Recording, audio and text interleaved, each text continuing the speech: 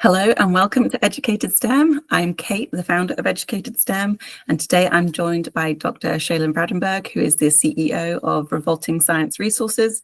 And we are going to be talking about what is a professional hairstyle and whether you should wear makeup, and maybe about tattoos, whether that's professional or not. So let's get into it.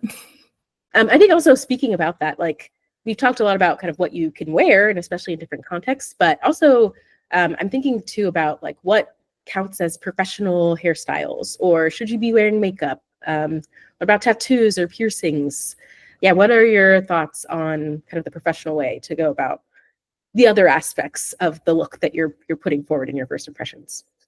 So definitely, it's not just what you wear, it's everything else that goes along with it. And so, more than a decade ago, anybody would have told you full face of makeup, make sure that you have professional hair.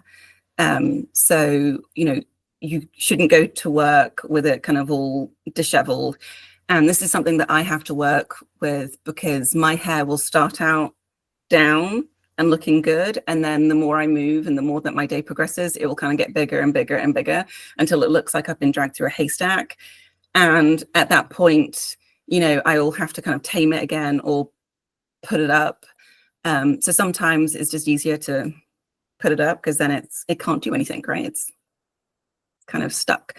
But especially if you've got kind of natural hair, curly hair, whatever it is, I think times have changed where you can have your natural look and people respect that because that is part of who you are. I mean, I get my hair highlighted. That is not natural at all. And I'm happy to point that out. I am blonde, but not this blonde. So, it's whatever makes you feel good. So if you want to wear makeup, maybe subtle makeup, depending on where you are. You're not going to put nightclub makeup on when you're going into a meeting. As for tattoos, I think that is still a challenge. Maybe having them somewhere where you can easily hide them. But I know that people have them on their hands, on their neck, on like is this called the decolletage? I can never remember. Don't know. I think that's what it's called. So if you're wearing a top which comes down here and you can see, I'm thinking of the rapper Eve, and she's got paw prints here.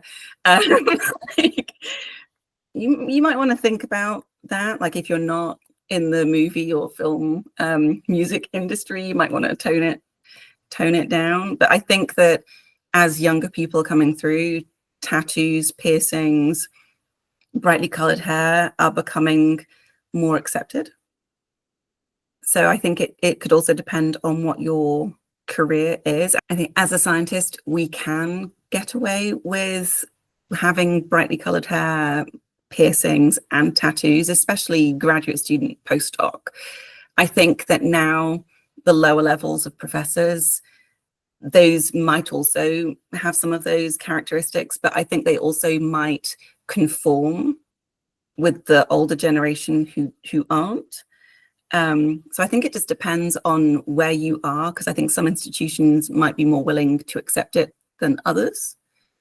And if you're not a scientist, definitely medical professional, a lot of the time they don't want to see tattoos, multiple piercings, you'd have to remove them. Brightly colored hair, I've seen people online saying that they wear a wig over their brightly colored hair because it's deemed more professional, even if they then put like a scrub cap on top of that. Like they'll put the wig and then put the medical scrub cap on.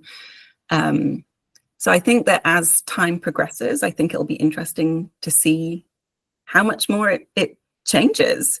Because, your hair can take a really long time. Like it can take me 3 hours to get my hair highlighted.